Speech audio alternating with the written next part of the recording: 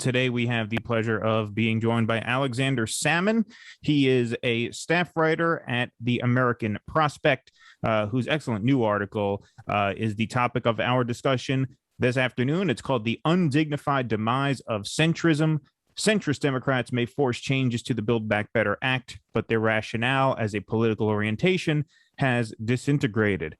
Alex, thank you so much for making the time. Appreciate it. Yeah, sure thing. Thanks so much for having me. Yeah, so, we've been covering these infrastructure negotiations quite a bit. And in the last episode we did with our friend Lauren Steiner, I stumbled upon just making a kind of a clumsy version of what your main thesis of this article is. And so I just wanted to begin here by throwing to you just for generally an overview of what this article is about. But I do want to begin by quoting the very end of it. Centrism now is imperiled as a political orientation, not for its competitive viability, but for the emptiness and corruption that has been exposed at its heart.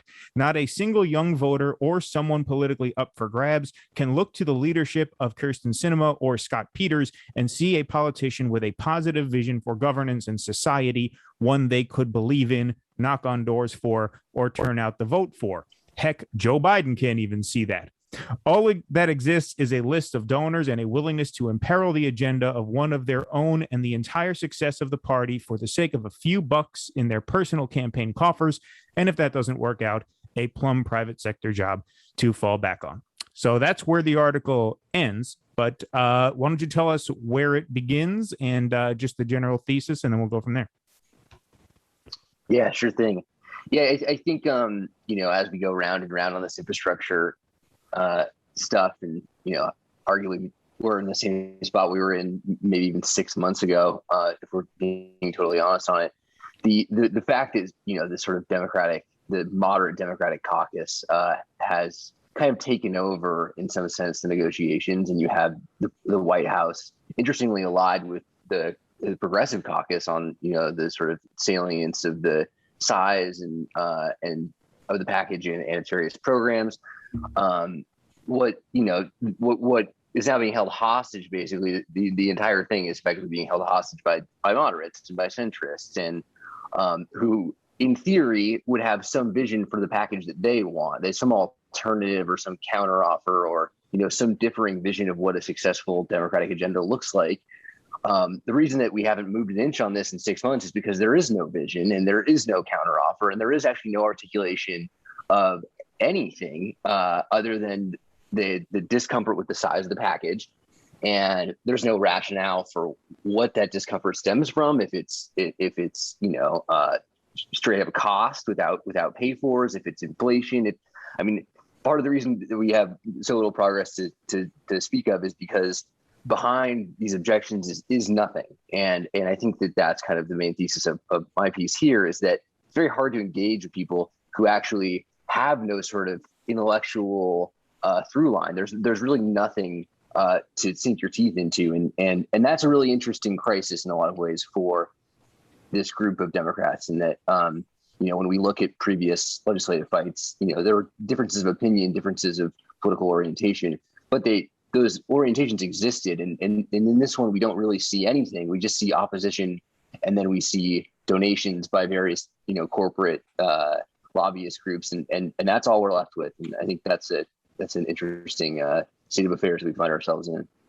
Sure, because what really differentiates a lot of these moderate Democrats, especially in the House, from Republicans are their stances on issues that do not pertain to dollars and cents matters, like what's being negotiated in the infrastructure bill. You linked to the interview with Josh Gottheimer on, I think it was Punchbowl News, and I watched it, and it was funny to watch him describe his district and the voters in his district and the priorities of the voters in his area, because he says, I represent North Jersey, and so my voters, he's kind of stops and stammers and stuff. He says, want their taxes to be low. What he's basically saying is my voters are basically rich people who would just as soon turn around and vote for the GOP if I raise their taxes too much.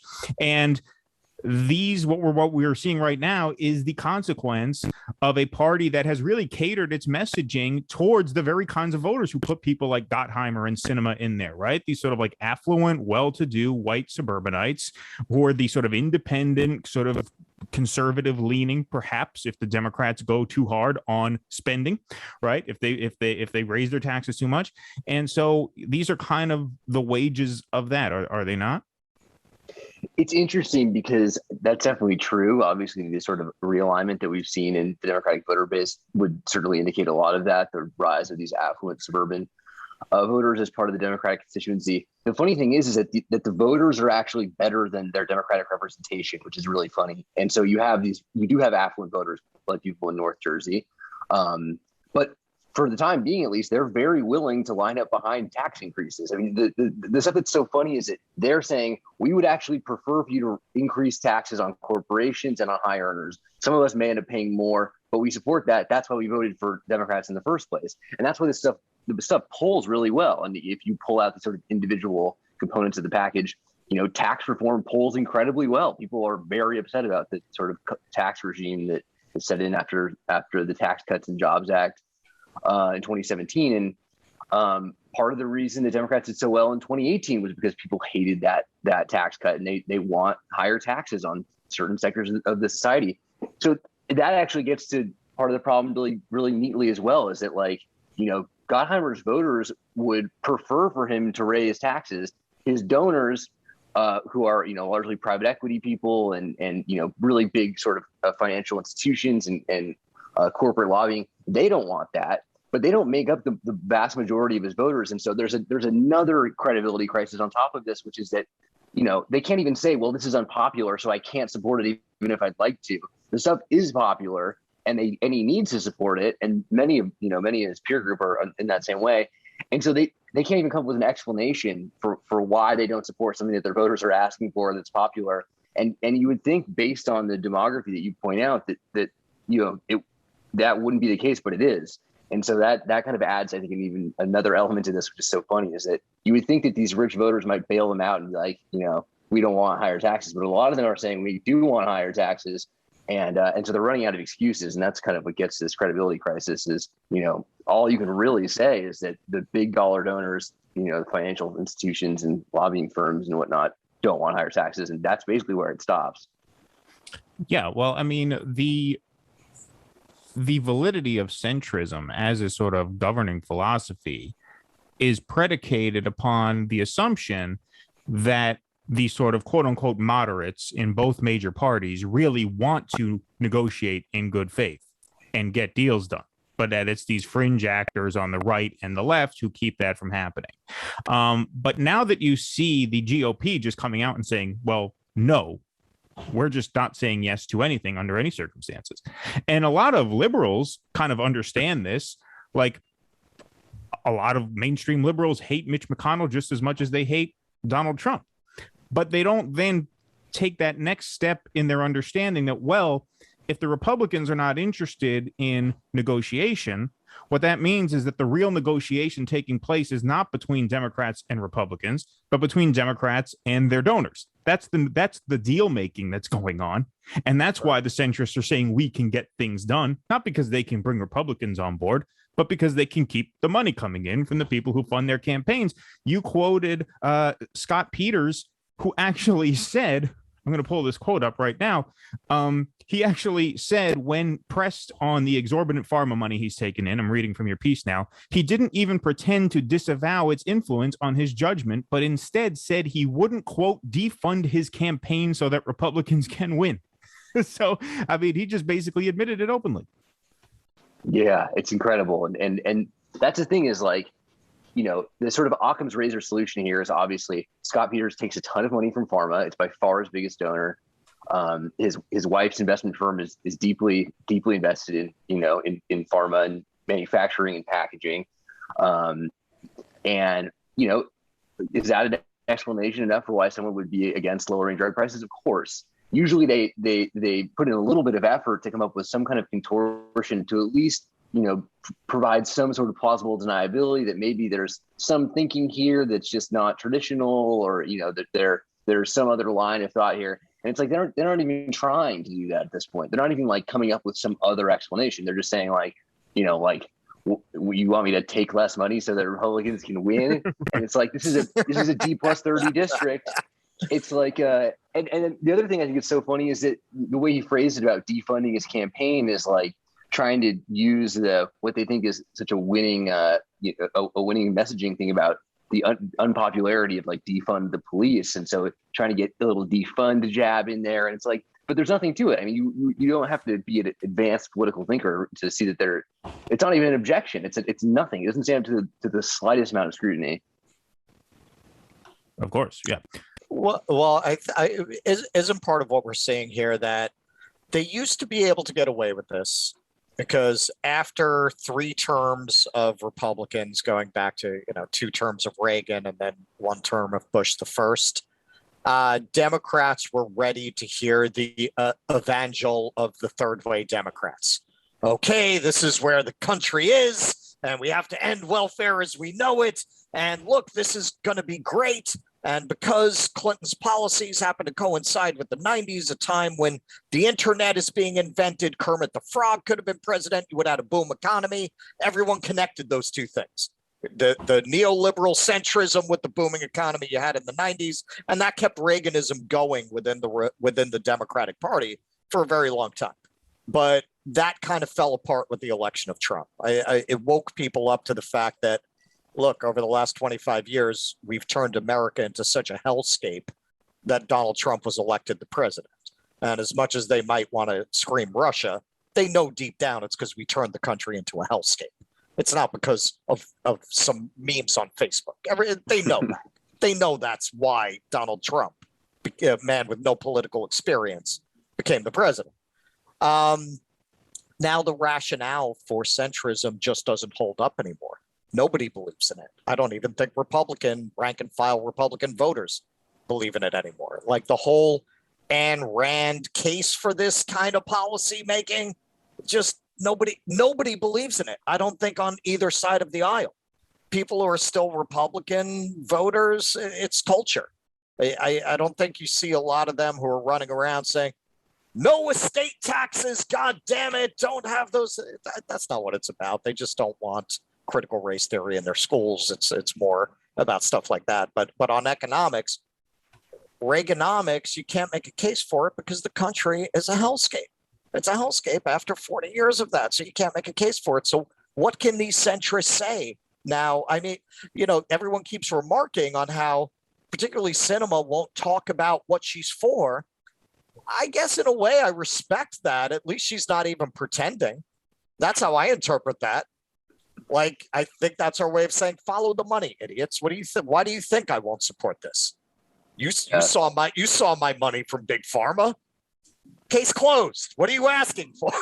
what do you need me to tell you?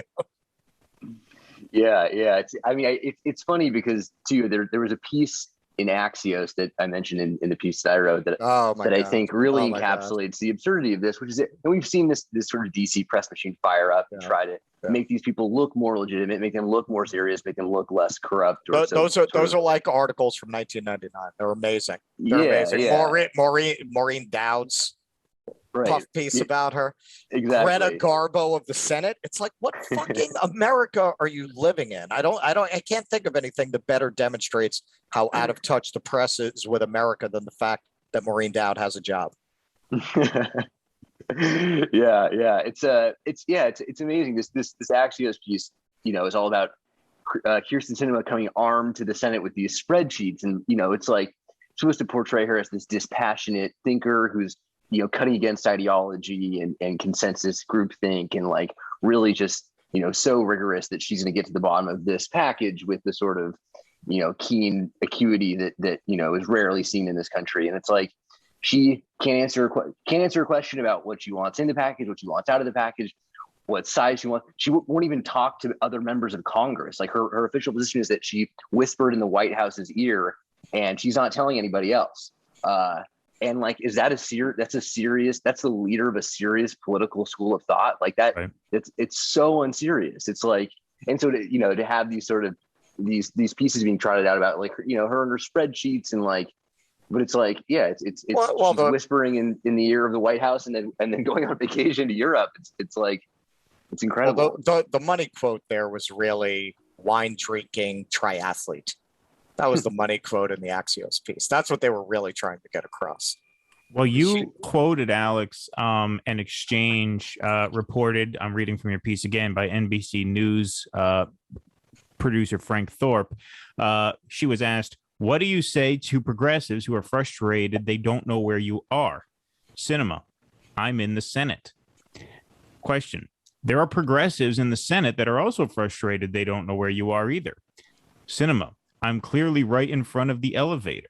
So, I mean, this is just like overt trolling. And you're right. I mean, there's just not even an attempt. It's the most insulting thing in the world. I remember when Cory Booker voted against the importation of cheaper drugs from Canada.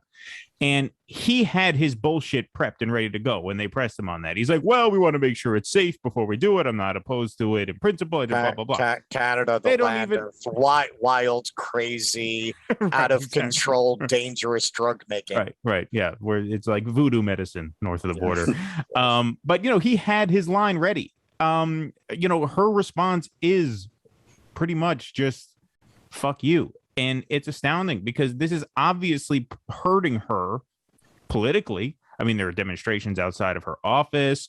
What do you think? I mean, because the piece really lays out what so many of us have been thinking for so long, which is, the sort of this sort of, emperor has no clothes type of thing when it comes to this, wise, esteemed, mature, reasonable, centrist coalition, right? That's keeping the Democratic Party from losing in landslides if they run on, defund the police or Medicare for all, whatever.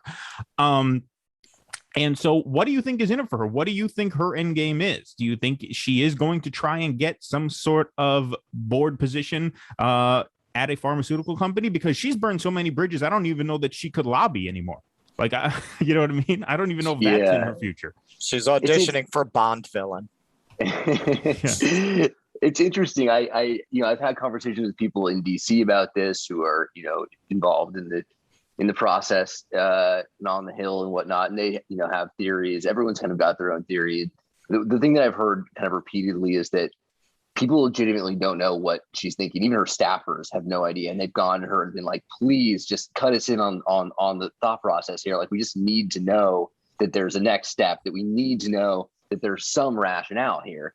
And nobody knows. Nobody knows what that is. And so, we can speculate, and I'm happy to, about, what her next step is. I think that Alex Perrine, the political writer, did a piece recently for his Substack about her next move that, was suggesting that maybe she goes independent. And that's kind of what she's doing, is she's courting her donor base to, get ready to make a break from the Democratic Party. Obviously the path of least resistance is into lobbying. And I'm sure there's a warm seat for her somewhere in that world. It's hard to know, but it's funny because, the closer you get to the operation, even the less people know about what her motivations are. And I think, even people in the White House have no idea what's going on in her head, to the point that they're extremely frustrated too. They're like, people, there are good and bad negotiators in Congress, and there are oddballs, and there are people who are corrupt, and there are all sorts of motivations that a person can have, and I don't think that anyone knows exactly what the hell is going on with cinema. So, your guess is as good as mine. Do you think there is an element to this? Because one of the interesting things you wrote in the piece, and this was at the very beginning of the article, was you basically compared these negotiations to the negotiations over the ACA. And in that round, obviously, the centrists won pretty handily. And I was curious as to get your opinion as to why that is. Do you think it's because Barack Obama threw in with them instead of the lefties in the House? I mean, he went and he pressured, the lefties in Congress to vote for the compromised right-wing version of the bill, whereas Biden, is it just that Biden is kind of too weak a leader, or that he is, yes, he's throwing in with the progressives to an extent, but he's not going out there, really turning the screws on Cinema, Manchin, or any of these 9 centrists in the House who, were sort of holding this up. Why do you think the centrists won that round, and why are they not winning this round? What's different between those two things? Yeah, I think it's yeah, to me, I think this is like a useful sort of framing mechanism because ultimately Democrats get to pass like one piece of legislation every decade, right? Like you get right down to it, that's what they do. And so they passed the ACA, more than 10 years ago, and now here we are. This is like really the only piece of legislation that has come up since then. And so I think it's a worthy comparison. And right, as you say, exactly, like not only did the centrists get their bill passed in the ACA, they got everything they wanted, basically nothing they didn't want. The passage of that was a huge political victory for them, where they had the juice, like they were the sort of caucus that had all the credibility, and they were winning the elections, and their numbers were huge in the Democratic Party. And so the sort of what that victory gave to them was not just this piece of legislation, but also a ton of momentum as a sort of political entity or formation. And yeah, now 12 years later, I think we see a lot has changed insofar as there are still a lot of centrists in the Democratic Party, a lot of moderates. The new Democrat coalition is still, I think, the third largest caucus within the Democratic Party. But right, with these people as your leadership, it's not a group that has sort of any intellectual or political legitimacy. And I think what's changed is interestingly, I think a lot has changed in economics, oddly enough. I think that even 12 years ago, there was not a consensus that, we need to expand the welfare state, that we need to have higher taxes, that inequality is such a big component of this, that the sort of demise of organized labor speaks to this, that the sort of economic conditions, I think, or kind of broad understanding of our economic reality has changed. And I think a lot of that goes to the sort of the Bernie campaign as well. Its two iterations, I think, changed the landscape politically. But I think also, so yeah, I think you kind of have broad paradigm shifts in the party and in the country that you're seeing kind of on display now.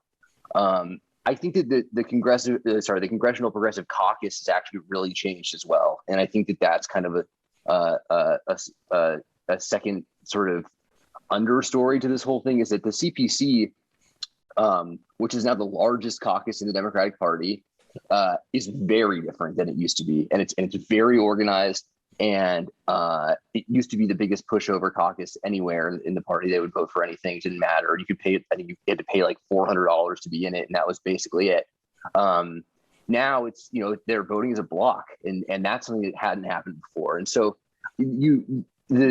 as the legitimacy of the centrists has waned, it's actually really grown for progressives, and I think this is the first time where we're seeing those two blocks trending in opposite directions, kind of coming at loggerheads in a way where they can really duke it out. And the evolution of the CPC, I think, is a big part of this, that it's now a legitimate political force, and winning those primaries that have been so popular in the last 2 or 3 cycles, where we've seen the AOCs and the squad members and all these kind of progressive triumphs, really makes a difference in the sense that these younger progressives are willing to fight for stuff, and they're willing to vote down something they don't like, which you never would have seen. And that's part of the reason they got so rolled over in the ACA fight, is that they weren't going to vote against an ACA that didn't have the stuff they wanted. They just they were just going to vote for whatever was put on the table in front of them, and that's what they did. And now they don't do that, and that's another sort of component to this that I think is important. Well, you're right, because they didn't have juice. I mean, Dennis Kucinich, I love Dennis Kucinich. He's got no juice. AOC's got juice. That's why it's important. People who complain, oh, she's becoming a celebrity. Well, that shit matters. Of course it matters. That's what gives you your juice. Wait, you want her to be obscure? What's that? You want her to be obscure? Right, exactly. And that's what comes in handy, because when you look at the CPC, you just talked about AOC and the squad and stuff, but they actually represent a very small percentage of the CPC membership. The CPC is full of people who I would consider to be, frankly, full of shit, like Hakeem Jeffries is in the CPC. But you notice you haven't heard a peep from guys like that, right? And so this small faction of the CPC has sort of dragged those guys along to the point where I think they're a little afraid to speak out about how they would structure this reconciliation package, right? Like, you haven't really heard from the sort of progressive adjacent Democrats, the ones who, yeah, I'll join the caucus, but at the end of the day, yeah, I'm going to endorse Biden over Bernie or, whatever. Like that group is in the CPC. They don't really belong there if I were running things, but maybe that's the wisdom of bringing them along is you kind of bring them along, you put them under your banner and they keep quiet because they're a little afraid to get on the wrong side of you. Right. Totally. And it's a real testament actually to Pramila Jayapal as well, who absolutely kind of, enacted these reforms and got rid of the co-chair system and kind of rooted out a little bit of the fecklessness that has been the signature trait of the CPC for many years. And I think that's a really good point that Hakeem Jeffries is in the CPC, which is hilarious. And he's not going to, he's not out there saying, look, I'm going to vote down the bipartisan bill because I'm part of this bloc. But, there are 25 members in the CPC who did say that. And it's like, not all those people are in the squad and not all those people were elected in the last 6 years. And that means that, you have a sort of a cultural shift that has been brought on, I think, by those younger members.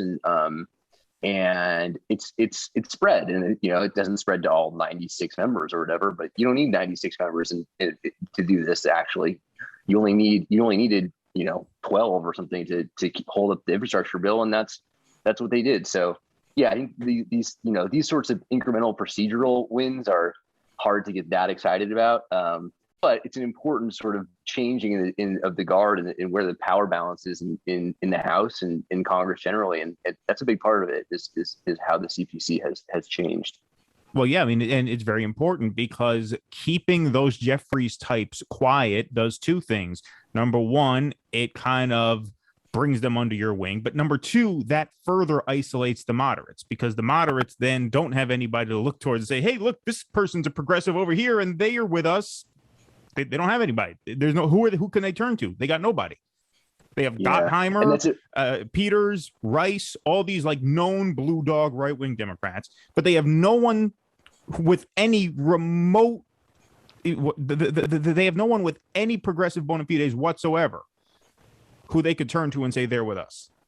And I think that's because of the big stick that Jayapal has carried through this.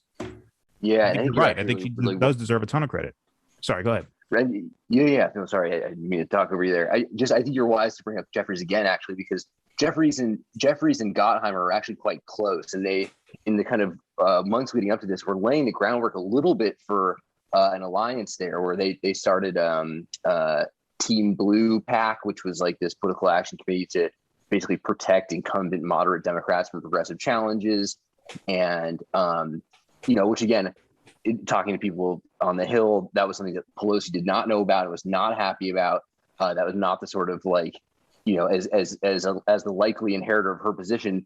She didn't like the Jeffries pulled that move, but that's the sort of thing that shows he's ready to link arms with Gottheimer on a lot of things. And so when Gottheimer steps out and says, we got to pass the infrastructure bill immediately, de-link it from the reconciliation bill. Who cares what happens with that? It'll probably get passed. Obviously, everyone knows it won't get passed. The fact that he can't bring Jeffries into the fold there is a really interesting sign. And then when the second step of this whole thing is when that September 27th deadline that they negotiated for a vote on the infrastructure bill comes and passes without a vote, Gottheimer in apoplectic form, it sends out this letter that castigates Pelosi and says she went back on her word, and it's supposed to be signed by all 9 of the unbreakable 9, the 9 moderate holdouts, and Gottheimer can't even get the other 8 to sign on to it, and so he ends up having to publish the letter by himself, right? Which is again, we can talk about the sort of intellectual legitimacy that this group has in an abstract way, and I would say it's very little, but in terms of the sort of actual recruiting that they're doing, they can't even keep the 9 or 10 people in the fold that they started out with. And that's an incredible sign. The fact that Gottheimer had to go it alone after, drumming up this support for this mission, it was a colossal failure and it was legitimately an embarrassment. And then has to send this letter by himself and then has to pivot to celebrating the reconciliation bill because of the tax cuts under the SALT stuff. So again, it's it's really not a group that's on the rise in any way. Really effectively a group that's losing. I guess the boat's taking on water in a lot of ways. And I think that to see that happen over such a short timeline is really stark. Yeah. I mean, and what role has the media played in all of this, because they seem to be the last people to catch on to this change in the tides. Because one of the sentences that you put into the piece, which I thought was interesting, right after you talked about how the moderates won the ACA battle, you wrote, these, meaning the moderates, were intelligent nudgers, market wizards, efficiency aficionados. An armada of young pundits was dispatched in the DC press scene to ensure that that message took hold. And one of the things that struck me about that sentence there is that, like, yes, you're right. The moderates were touted as the adults in the room, right? As the sort of, mainstream, winners. However, the Democrats did get their asses handed to them in those 2010 midterms, largely because people were dissatisfied with the ACA. And so why were these moderates able to maintain their status within the party as long as they were? They should have been discredited right then and there, right? Because the party took a major ass kicking thanks to really the work that they did in watering down the ACA, I believe. There were certain things that happened. The website didn't work when it rolled out and shit like that. Okay, but the media spun it the other way. The media spun it as it was because the ACA was too radical and Americans are so dumb that they think this is socialism. That's why we can't have universal health care, because this was too much for those troglodytes. That was how the media spun that whole thing. That's true. That is a good point. But that was what I was going to ask, and maybe Russell answered some of that for me. But how were they able to keep all that credibility through that? And what role do you think the press had to play in that? Yeah, I think Russell, you're out of the money with that. That's also the ACA didn't even roll out for 3 years after they passed it, so it's really like that was another difficult component of the whole thing. But yeah, I mean that media framing, I think, was a huge part of it. That again, contra what everyone would say, which is that like it was a bad bill because it didn't do enough. It became a bad bill because it did too much, and and then even though progressives didn't win anything, clearly didn't win anything, it was their input alone that poisoned the well, and so then we had to do a bunch of other conservative stuff to atone for the sins of this incredible left-wing sort of commitment that was made. And again, like the fact that sort of line of thinking was even semi-legitimate it's like mind-bending, but it's exactly what you expect in these fights. And like the fact that we haven't seen any of that yet, and maybe we'll see some of it, like this is not over, and maybe there'll be sort of mainstream media dispatched to protect some of these corporate Democrats, but we haven't really seen that this time. And it's like, it's amazing. They've been trying, but it hasn't been taking. Yeah, it's just the times are just not with that. And I think also you're right. It and we talked about this before. The fact that it's Biden's bill just throws a whole monkey wrench in their standard narrative. Like, I think the media just doesn't know quite what angle to take on that, because they're supposed to bow to Joe Biden, right? He's the leader of the Democratic Party, and this is his bill. So how do they frame this as those meddling progressives? They can't really do it because they're on the side of Biden's bill. It's the moderates who are against it. So they don't know whether to shit or wind their wristwatch with their coverage of this. I mean, I've seen them in the same segment excoriate the progressives, and then they're talking about the like they don't know what to do with something like this. This has never happened to them. There's probably nobody working in news today who has lived in a world where you have to like objectively cover news. And, things are not cut out in these very clear narratives and battle lines. Having the president and the progressives aligned and the moderates messing up the author of the crime bill, this historically right-wing Democrats progressive bill, they have no idea how to cover this. Yeah, and it's an interesting sort of, it's an interesting downriver outcome of the presidential election. The way that Biden was sold in mainstream media is that he's this incredible deal maker, and he has this record and this standing with this group of people, and like cooler heads will prevail, and he's not an ideologue like Bernie, and like very easy to imagine a situation where Bernie is a president. He introduces a bill like this. Maybe it's a little bit bigger. But this is like a transformative piece of legislation. Like there's a lot of stuff in there that's pretty astonishing. And and then everyone votes against it, and it's very scrutable. It's like, of course these moderates are not going to support this bill. They're moderates, and Bernie isn't. But it's like, the way Joe Biden was cast in the last year or so is that he's one of these guys. This is his home team, and for them to turn against him and his signature bill, and really to imperil. I mean, it really imperils the party in a profound way. I mean, it's progressives are always seen as the turncoats who are willing to undercut the party for their own good, but here we have the exact opposite thing happening, where it's like, this is probably the one chance. I mean, if history is any guide, it's the one chance they're going to have to pass legislation for a decade. It could be longer than that. It could be 4 decades. I mean, we really don't know. Sure. And yet, who's the team player here? All of a sudden, it's like these guys who, we're supposed to just be rank and file, sort of like warm bodies to show up and vote for whatever Democrats put on the table. Now they're the ones who are undercutting the whole agenda and the whole party. And it is a really interesting challenge, because it really rejects some of those familiar frameworks that have been very effective in the past. Well, sure. I finally saw there was an op-ed that was published in the New York Times either today or yesterday. The headline was something like, should Kyrsten Sinema join the Republican Party? Basically giving her the "Are you a real Democrat?" treatment, which Bernie got all the time. You're not a real Democrat. You're not. Well, I'm sorry. This is as disloyal as you could be to the party, to be holding this up right now when they need a win. And that's part of the reason all these frontline Democrats are getting very angry about this, because they might not want the $3.5 trillion. Because the people who write their campaign checks won't have that. But they know they need something, or else they're going to lose their seat. And so that's why I think the guys like, Gottheimer are really, really scared now, because they're in a very, very tough spot where they need something to pass in order to keep their voters happy. But they can't give the voters what they want, because then they can't keep the donors happy. Mm-hmm.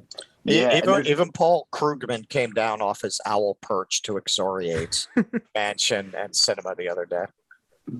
Yeah, it's an interesting. There's an interesting age is actually an interesting component of this too, which is that so much of the Democratic Party leadership is so old, and staring down the face of being a minority party for 6 more years. There's just way too many octogenarians in the party who don't want to do that. I mean, they just don't want to sit in the minority party for the next 6 years doing shit all. So in a weird way, the fact that the leadership of the party is so aged, it works on behalf of getting something done here, where, like Nancy Pelosi isn't, this is her last shot. And the way you hear her talk about this bill is actually, in a weird way, is very different than I've heard her talk about things in the past, where it's, this is her legacy bill. Maxine Waters said the same thing about just the housing component, that it's, really her life's work is this, just the housing, the 10% of this bill that goes to housing. And so, it's like, this is all or nothing for them. Like, we can argue about their legacy, all day long. And I think it's wise to. Jim Clyburn and Steny Hoyer and Nancy Pelosi and Maxine Waters, but all these people are on the way out, and I don't think they want to leave having passed, the last bill that they passed of any consequence being 12 years ago, and it being the ACA, which people still don't like. And that's it. Like, there's an ego component to this too. And the legacy stuff is important to these people. And so I think that's, why you haven't seen them roll over, is because this is really it. Like, this is really the sort of legacy opportunity for them and Joe Biden, who's also old as hell. Like, it's one of these things where we're kind of in transition in such a profound way. There are all these overlapping sort of transitions that we're in the middle of. And for that reason, I think that this fight could have been wrapped up quickly with a small and underwhelming bill in a different era. But now you can't really afford to do that. Well, these guys have reaped what they sow. I mean, these guys, all the people you just mentioned, have welcomed all of this money into their party for decades and decades and decades, and they've made the most disgustingly dishonest arguments against anybody who tried to call them out for it. And now they're like the atheist who's about to die and says, "Oh, wait, no, sorry, God, if you can hear me, please. That's what they're like." So in that sense, fuck them. I mean, they deserve it. They deserve to be having this freak out. This their life's work is what is causing this right now. Their legacy is allowing this obscene amount of dark money and not so dark money, even corporate money that's been given out in the open, to corrupt this party to its core. And now this is the result of that. And they might not get a bill. They might not get anything. I mean, I hope they get something, just because I think that does the most amount of good for the most people. But if we're just talking about, like, if I were writing this as a play, I'd end it where they get nothing. And their legacy is shit, because their legacy deserves to be shit. Well, they might get nothing. In the end, this is really, to me, the difference between the Republicans and the Democrats at core. The Republicans always think that they can push the people as far as they want because they're always confident they'll be able to direct their anger at immigrants, minorities, trans people, other groups. Democrats are always afraid that if they let the people's anger get too high, the people are going to be coming for them. Whereas the Republicans never think it's going to be their own people that's going to happen to. They're always confident that they can direct that outward at an other that is not them. That's all I got. They're like, are we going to get kicked off the internet for that guillotine line? Hey, right. Yeah. I think Alex is getting a little nervous. He's starting to regret that he came on. But we are going to wrap it in a few minutes anyway. Yeah, I mean, so look, I asked Lauren Steiner this question when she came on. I try to ask this to whoever I can. But I would like to get your opinion on this too, Alex, because I honestly have no idea how to forecast this. And so if you had to wager a guess, what do you think is going to happen here? And not just in terms of the final bill, but in terms of like what you were talking about, like, do these frontline members lose all their seats in 2022? Do some of them hang on? Do some of them go on to get primaried? How does that shake out, both in terms of the final negotiations of the package and in terms of, the fate of these centrist Democrats, who's, like you said, who have just been completely embarrassed, and have no way of mitigating any of that embarrassment that they have wrought on themselves. Yeah, let's see. I guess I'll start. I guess I'd start with the package. I'm so hesitant to weigh in here because I know whatever I say is gonna be so wrong. Just by dint of my having said it, it'll cross it off the list immediately. I think we probably get something. Would be my guess. I don't think it's going to be nothing, but I actually I'm closer to thinking it was going to be nothing today than I was yesterday. I do think it's trending in the wrong direction, but my guess would be that we get something. It's probably I don't know, low $2 trillion. Probably a positive outcome. If it's 1-9, Joe Manchin can say he won. If it's 2-1, then progressives can say they won. Not that long ago, I was hearing people say it was going to be 2-9 or 3-1, and so make of that what you will.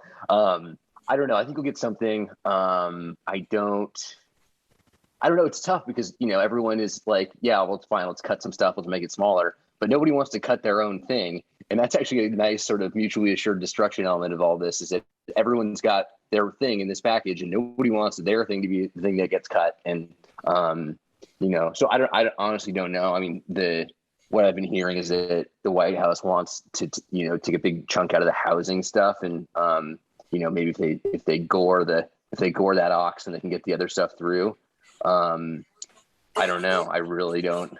Housing, weirdly enough, has a lot of sort of bipartisan support, as in, both sides of the Democratic Party are supportive of this. So I don't know. I'm not. Yeah, I that's kind of a cop out of an answer, but yeah. Oh, it's okay. I don't have an answer either. That's fair. Yeah. In terms of what happens with the frontline members, the sort of centrist leadership, I think, honestly, it's hard. It's exhausting to sort of like get up for the sort of post passage drama. But once this bill does get passed, or whatever gets passed, or nothing gets passed and it's all over, I think the succession stuff is going to be very interesting within the Democratic Party, and I think that the expectation obviously was Hakeem Jeffries will take over the job from Nancy Pelosi. He'll be the leader of the House for the time being. He probably won't be the speaker because they're probably going to lose their majority. But I think that that's really in question now. And I don't, I would have said it was a 95% certainty that would happen before. It's probably, not less than 50% now. It's probably still the most likely outcome that he'll get that job. But I think that I don't think it's lost on people in the House that the CPC is an ascendant force, and these more conservative caucuses and coalitions are not that. They're descending in a lot of ways and falling apart in others. And Pramila Jayapal has a strong case for why she should be the person with the gavel and should be at the top of the party. And I think that the way another really minor drama in all this was when they gave Kathleen Rice this position on the Energy and Commerce Committee over AOC. I mean, this is very inside baseball stuff. Committee assignments, not that exciting, but the party basically, went out of order to elevate Rice and keep AOC from a position that she had every right to have. And then Rice just embarrassed them. I mean, for her to sabotage the drug pricing part of this, which is, again, one of Pelosi's most cherished things that she's run, they've run on for years and years and years. Right. I wonder if there's a reckoning on that. I think that in a weird way that there might be a little bit. I mean, Rice obviously tried to oust Pelosi 2 years prior to this, and there was no consequence for her doing that. But I do wonder if, you might see with some of these committee assignments, you might see progressives making a charge here. I wonder if at the top of the party, you might see someone like Jayapal getting more consideration for this position than we would otherwise thought. I think that the sort of conditions are right for those sorts of changes. And I think that's going to be worth following closely because I don't think any of that stuff is decided for sure. And I wouldn't have said that 6 months ago. I think it's a good point. I think there's a very strong case that Jayapal can make for herself. Unfortunately, she's not native born, right? So she can't use that as a launch pad to run for president. Right. That's the only thing that kind of sucks about that you would like your speaker to be able to, use that in order to run for the Oval someday. But, who knows? Maybe that could make them more likely to vote for her for that job because they know that she's not going to run for president. You know what I mean? Totally. They don't have to worry about, oh my God, is she going to take over the party eventually someday? No, she can't. I think that's a very good point. Russell, do you have any final questions or anything for Alex before we wrap? Yeah, I've been ringing the alarm on this. So what do you think? Do the Democrats take McConnell at his word and actually do something about the debt ceiling, or do we just go out in a blaze of glory in December? Oh God, I know it's amazing that we kicked that one into the holiday season. I don't. That's why I keep bringing this up because if the America of today, if we're going to completely just light our economy on fire, that's how we would do it. It would be an accident. It would be a game of chicken where they just miscalculated the timing. They tried to play political games with this for too long. McConnell sticks to his guns. And before you know it, the dollar's not the reserve currency anymore. Yeah. I mean, I definitely wouldn't want to get into a game of chicken with Mitch McConnell. And I don't know why the hell they took that deal to do it for 2 months or whatever. That was something that really confused me. And I called around as much as I could, trying to get someone smarter than me to tell me why that made sense. And I couldn't find anything. And so I just put it out of my mind. I don't know. I don't know what the hell they're going to do. Part of me thinks that this is still the thing where they're going to have to carve out something for the filibuster and, make an exception and pass this. But who knows? I mean, if we get dug in for 2 more months of this, there's going to be some bad feelings on both sides, and it's going to be more acrimonious than it is now. And God, I wouldn't want to be in charge of negotiating that one. But I don't know. There are so many. It's incredible time bomb that's just sitting there, and that's what I'm saying. Easy to lose track of. It's not far away. All righty. Well, on that note, we are going to wrap up. Alexander Sammon, you can check out his writings at The American Prospect. Alex, it was great to meet you and great to talk to you. I hope we didn't get you in too much trouble, but thank you so much for making the time. Yeah, thanks so much for having me. It was really fun. Thank you, everybody, for watching. If you enjoyed this video, please subscribe wherever you saw it, on YouTube, on Rumble, or on Facebook. We have channels on all three of those platforms. Also, consider helping us create more content by becoming a member at patreon.com/do-dissidents or on Facebook, where you can become a supporter right through our Facebook page and get bonus content every week, as well as call-in access to our live stream shows. Thank you very much for your continued support.